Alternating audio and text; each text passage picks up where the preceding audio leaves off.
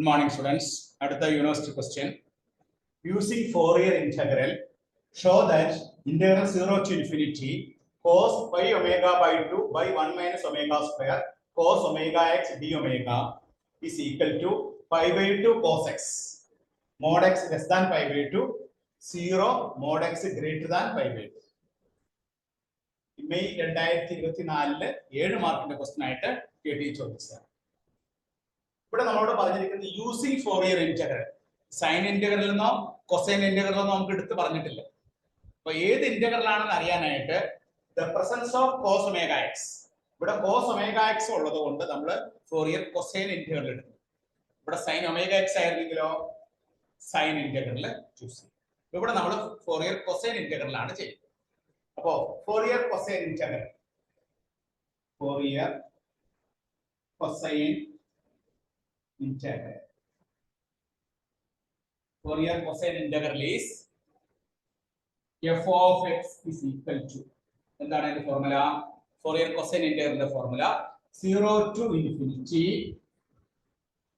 a lambda cos lambda x d lambda. ഇതാണ് Fourier cosine integral of f of x. f of x is equal to 0 to infinity a lambda cos lambda x d lambda. ഇതിൽ a lambda എന്ന് പറയുന്നത് a lambda is equal to 2 by pi integral 0 to infinity f of x cos lambda x dx. അപ്പോൾ a lambda കാണാനുള്ള formula എന്താണ്? 2 by pi integral 0 to infinity f of x cos lambda x dx. ഈ a lambda value കണ്ടുപിടിച്ച് ഇവിടെ substitute ചെയ്താൽ നമുക്ക് എന്ത് കിട്ടും? ഫോറിയർ കൊസൈൻ ഇന്റഗ്രൽ കിട്ടും. ഇനി ഇവിടെ f of x എടുക്കേണ്ടത് take f of x is equal to cos x mod x less than 5. ഇവിടെ f of x നമുക്ക് cos x ആയിട്ട് എടുക്കാം. അപ്പോൾ 2 by pi pi by 2 ഈ cos x എന്നുള്ളത് mod x less than pi by 2 ആവുമ്പോൾ pi by 2 നും minus pi by 2 നും ഇടയ്ക്ക് ഫംഗ്ഷന്റെ വാല്യൂ എന്താണ്? cos x ആണ്.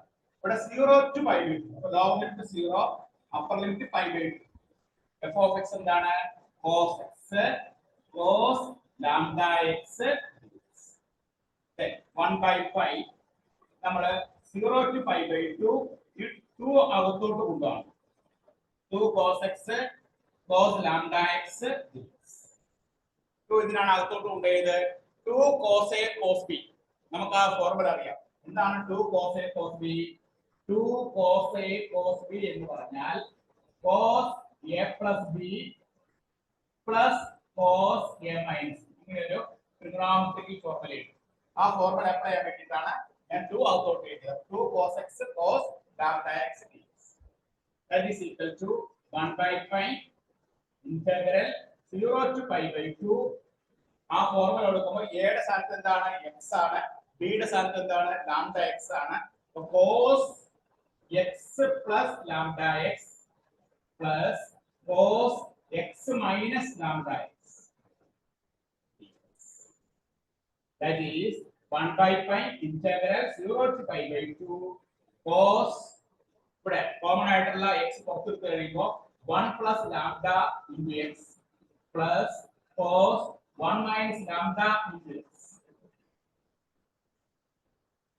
കോമൺ ആയിട്ടുള്ള x ഞാൻ പുറത്തു. ഇനി നമുക്ക് അതിനെ ഇന്റഗ്രേറ്റ് ചെയ്യാം. 1 by 1 ആയിട്ട് ഇന്റഗ്രേറ്റ് ചെയ്യാം. അടുത്ത ഇന്റഗ്രേഷൻ ആണ് cos ന്റെ ഇന്റഗ്രൽ എന്താണ്? sin ആണ്. therefore അടുത്ത സ്റ്റേജിലെ 1 by pi then cos 1 plus lambda x എന്ന് പറഞ്ഞാൽ എന്താണ്?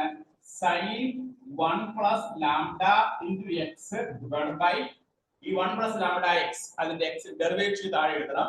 ഡെറിവേറ്റീവ് എന്താണ്?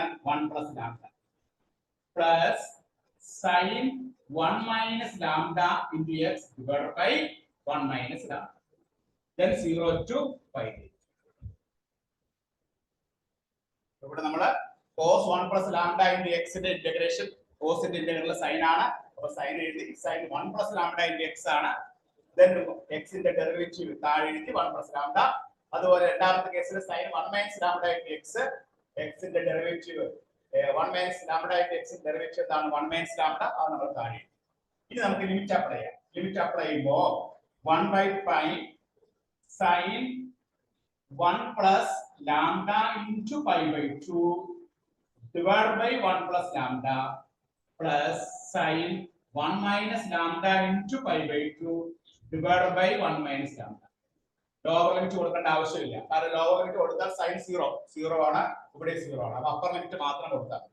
ഇനി നമുക്ക് ഒന്ന് സിംപ്ലിഫൈ ചെയ്യാം. സിംപ്ലിഫൈ ചെയ്യുമ്പോൾ 1/π sin π/2 plus lambda π/2 by 1 plus lambda plus sin π/2 minus lambda π/2 by 1 minus lambda. ഇവിടെ എന്താ ചെയ്തേ? ഇവിടെ നമ്മൾ 1 plus lambda into π/2 ലെ π/2 കൊണ്ട് ഗുണിച്ച് ചെയ്യുമ്പോൾ π/2 plus lambda π/2 by 1 plus lambda. ഇവിടെ π/2 കൊണ്ട് ഗുണിച്ച് π/2 minus lambda π/2 by 1 minus lambda. ഇനി അടുത്ത സ്റ്റേജിലോട്ട് പോവാം. That is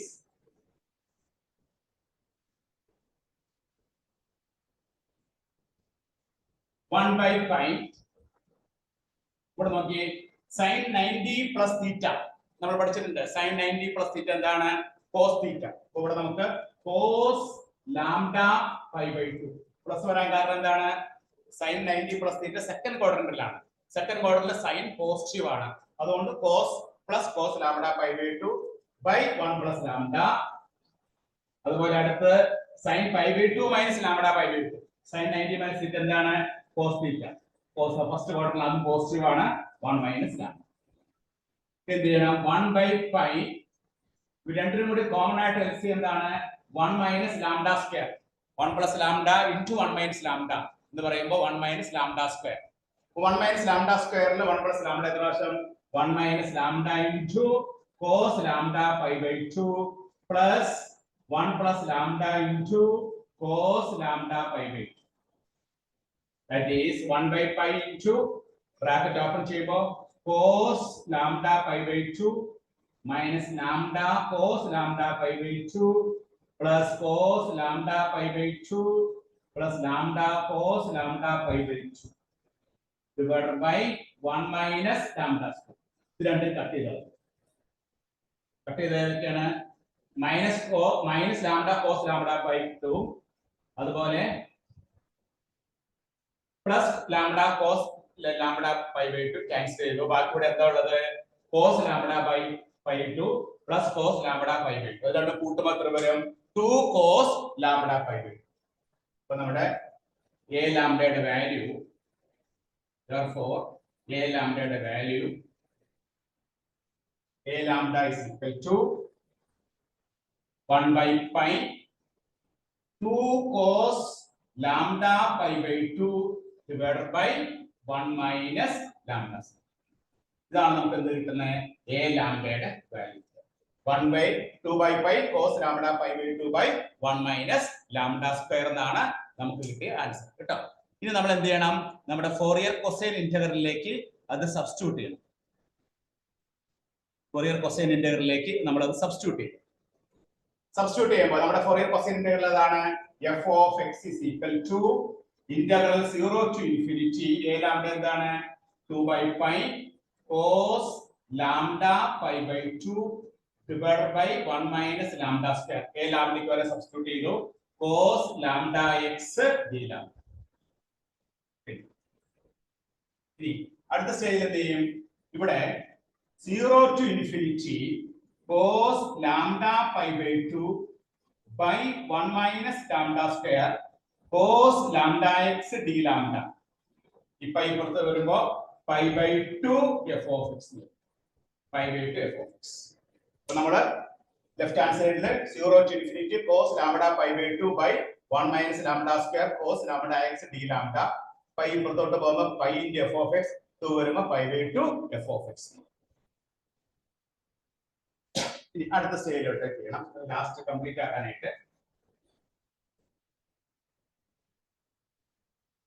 അടുത്ത സ്റ്റേജിൽ എന്താ ചെയ്യേണ്ടത്? ഇവിടെ നമുക്ക് തെളിയിക്കേണ്ടത് 0 to infinity cos pi omega by 2 by 1 minus omega square cos omega x d omega എന്നാണ് തെളിയിക്കുന്നത്. അപ്പോൾ ഇവിടെ നമുക്ക് pi by 2 f of x എന്ന് പറയുന്നത് എന്താണ്? f of x cos x ആണ്. അപ്പോൾ നമുക്ക് pi by 2 f of x എന്നുള്ളത് എഴുതാം. This is equal to pi by 2. ഇവിടെ അടുത്ത സ്റ്റേജിൽ ഇവിടെ ചോദിച്ചിരിക്കുന്നത് ഒമേഗയിലാണ്. അപ്പൊ ലാംഡ എന്നുള്ളത് ഒമേഗ എടുക്കാം. Lambda is equal to omega. അപ്പൊ 0 to infinity cos